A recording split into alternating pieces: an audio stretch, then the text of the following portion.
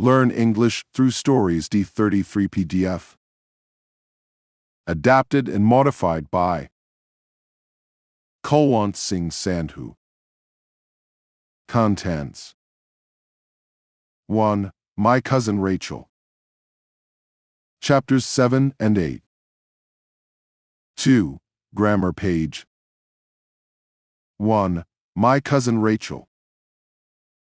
By Margaret Turner. Chapter 7. A Strange Conversation. The following day was Saturday. I paid the men their wages, as Ambrose had always done. But Tamlin, the head gardener, was not there. I was told that he was in the garden somewhere with the mistress. I found them putting new plants into the ground.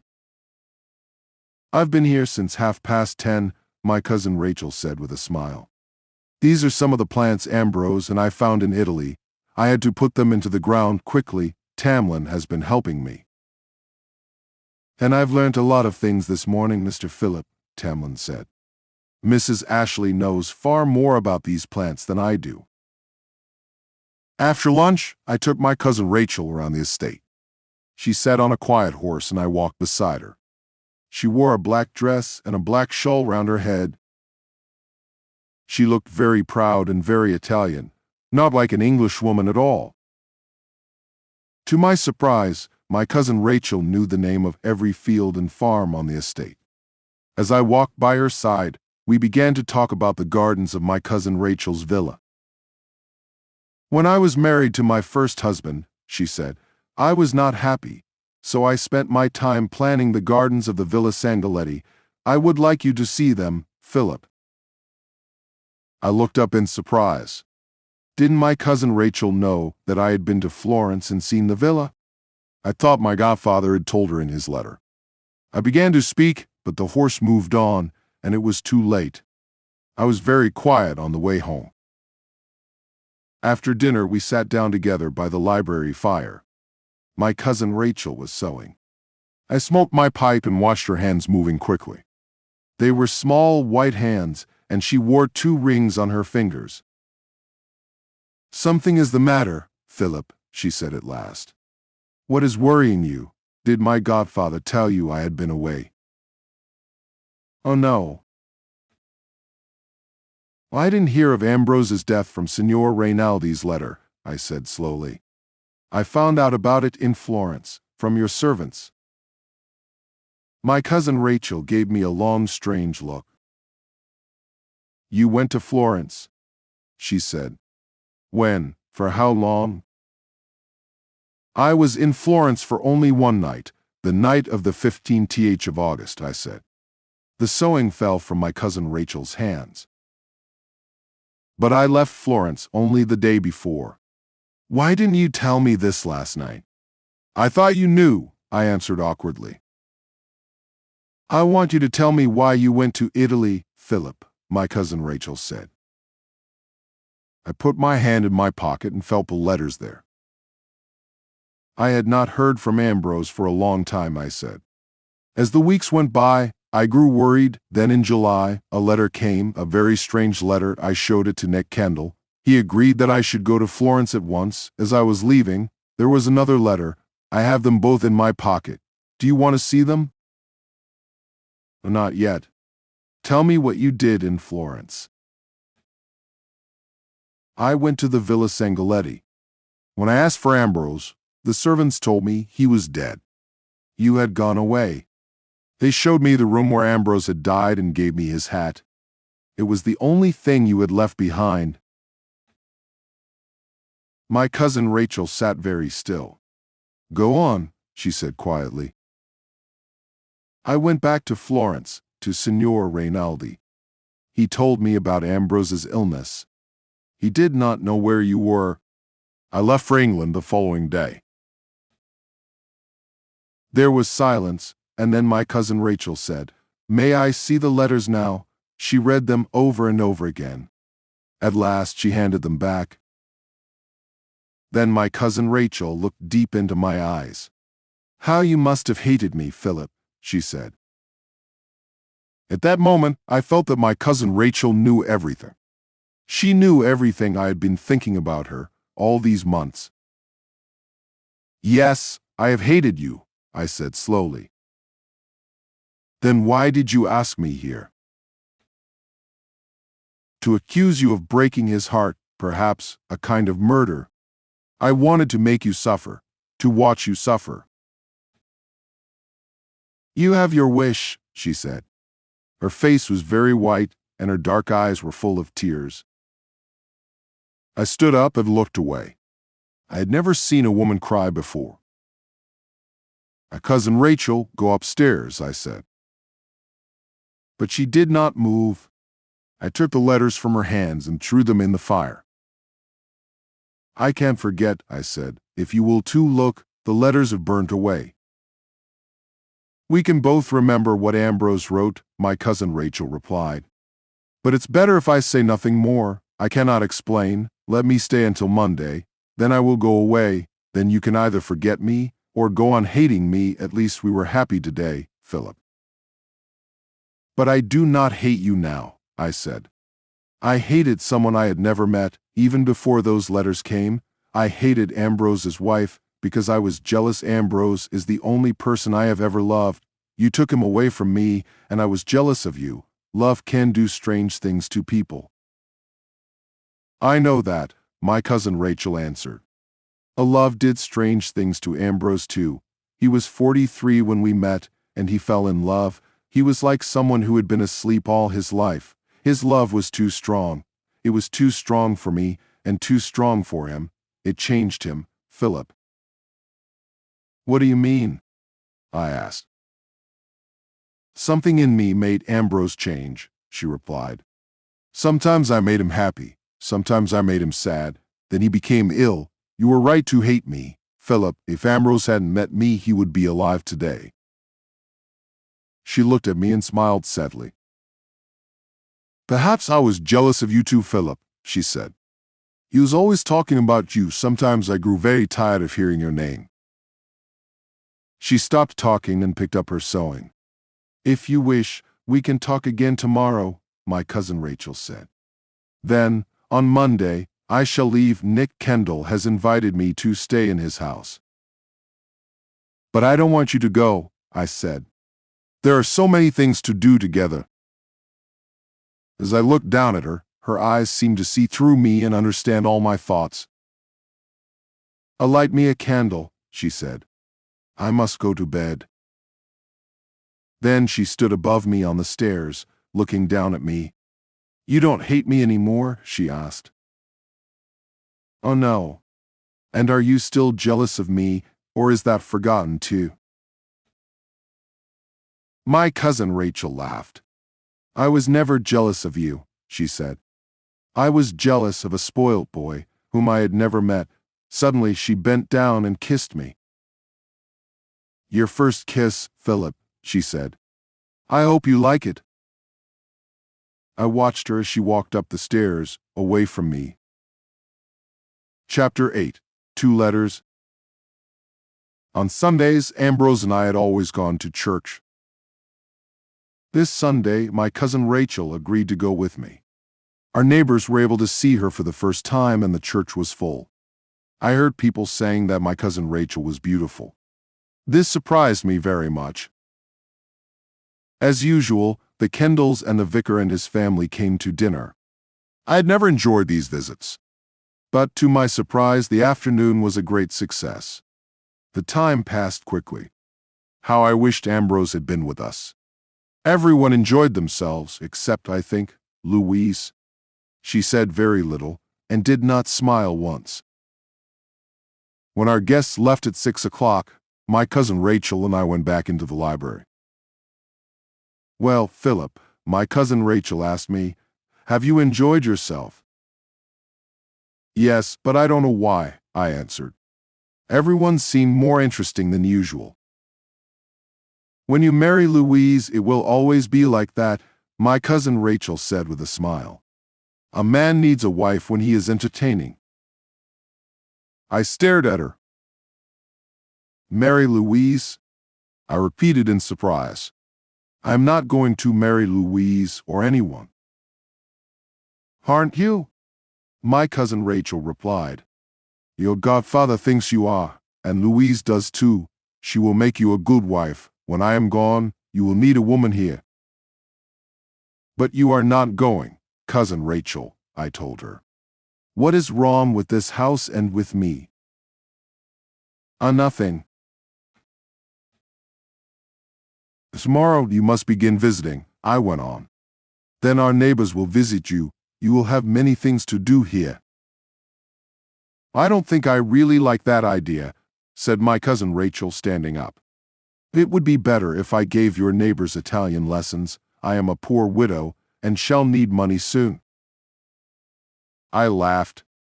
Then you must marry or sell your rings. I knew at once that I had been very rude. It was true that my cousin Rachel had nothing. She could not live without money.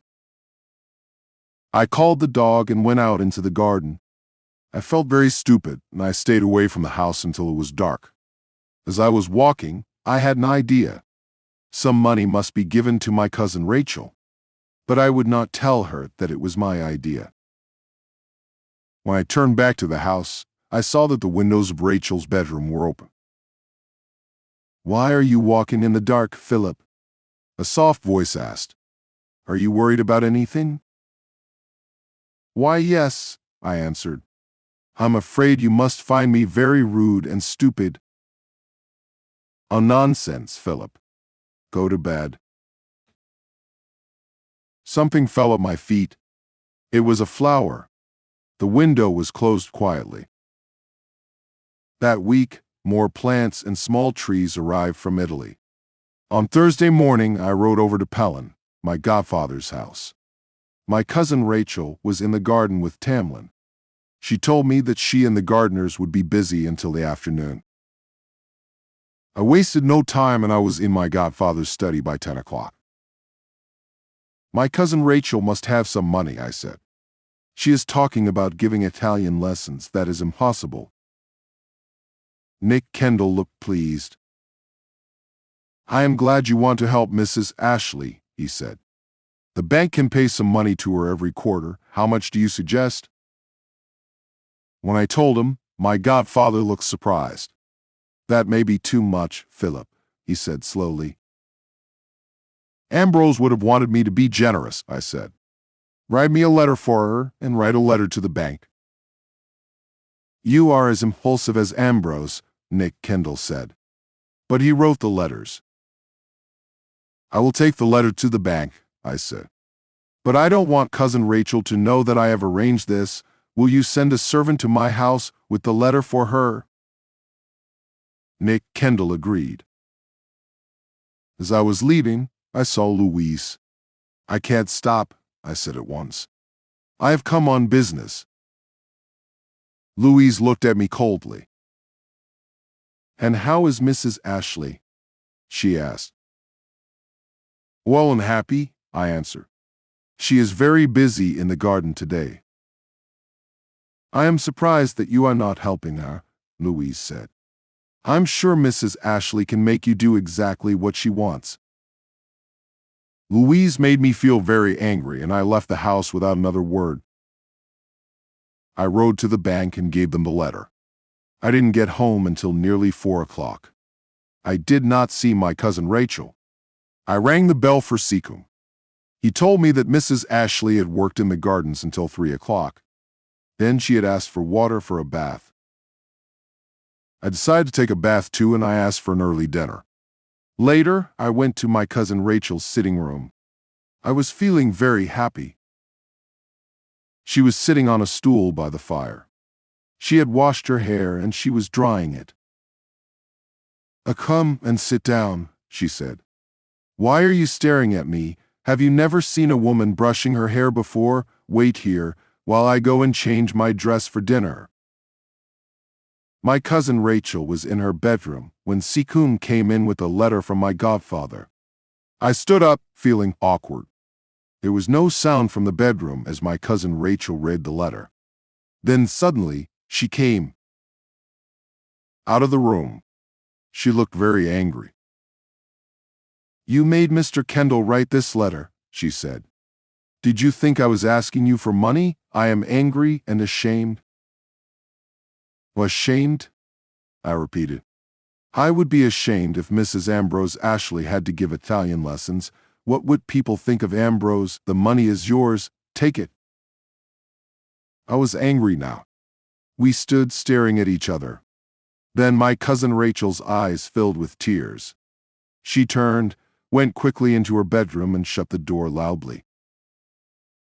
That night, I had dinner alone. Is that how women behaved? Did they always cry when they were angry? Thank God I had no wife. Poor Ambrose. No wonder he had been unhappy. I knew I would never marry now. After dinner I read, and then fell asleep in my chair. When I woke up, it was time to go upstairs to my room. On the table by my bed was a note from my cousin Rachel. Dear Philip, please forgive me for my rudeness. I have written to Mr. Kendall, thanking him for his letter. I thank you too. Rachel. The door to her sitting room was open. I walked straight through and knocked on the bedroom door. The room was in darkness, but I could see my cousin Rachel in bed. I want to thank you for your note and say good night, I said. I'm sorry I made you angry. I did not want you to cry. I cried because of what you said about Ambrose, she said. I will take the money, Philip, but after this week I must go. But I thought you liked it here, I said. You seemed so happy, working in the garden. You have a home here. If Ambrose had made another will, this would have been your home. Oh God, she cried. Why do you think I came? I looked down at her. She looked very young, very alone. I don't know why you came, I said. But I know Ambrose would have wished you to stay, perhaps to plan the gardens. Oh, very well. I'll stay for a time, she said. Then you aren't angry with me anymore? I was never angry with you, Philip, but you are sometimes very stupid. Come closer. As I bent down, she took my face between her hands and kissed me. Now go to bed, like a good boy, and sleep well, she said. I moved to the door like a man in a dream. When I was back in my room, I wrote a short note to Nick Kendall. I told him that my cousin Rachel would take the money. Then I walked down to the hall to put my letter in the post bay. In the morning, Seacombe would arrange for the letters to be delivered. There were 2 letters in the bag. Both had been written by my cousin Rachel. One was addressed to my godfather, Nick Kendall. The other was addressed to Signor Rinaldi in Florence. I stared at it before putting it back in the bay. Why had my cousin Rachel written to Signor Rinaldi? What did she have to tell him? 2. Grammar page. The simple present tense. The simple present tense expresses a general truth or a customary action. 1. Mary enjoys singing. 2. Peter sometimes lends me his books. 3. Cows eat grass. 4. Monkeys like bananas. 5. Tinku collects stamps. 6. The earth goes around the sun. 7. It often snows in winter. 8. We always wash our hands before meals. 9. We eat 3 meals a day. 10. Father takes the dog for a walk every morning. Exercise. Fill in the blanks with the simple present tense of the verbs in brackets. 1. Winter after autumn. A come. 2. A dog. A bark. 3. You tired. A look. 4. Everyone mistakes. I make. 5. Ali in a department store. Work. 6. Judy English very well. Is speak. 7. Tim's knee. A hurt. 8. Monkeys bananas. A like. 9. Kate always sandwiches for lunch. 8. 10. He very fast. A type. Answers. Fill in the blanks with the simple present tense of the verbs in brackets.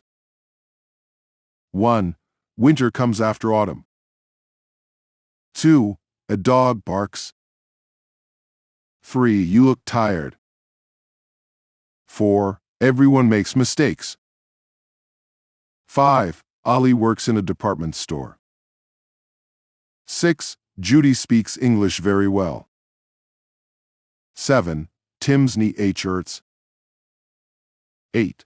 Monkeys like bananas. 9. Kate always eats sandwiches for lunch. 10. He types very fast.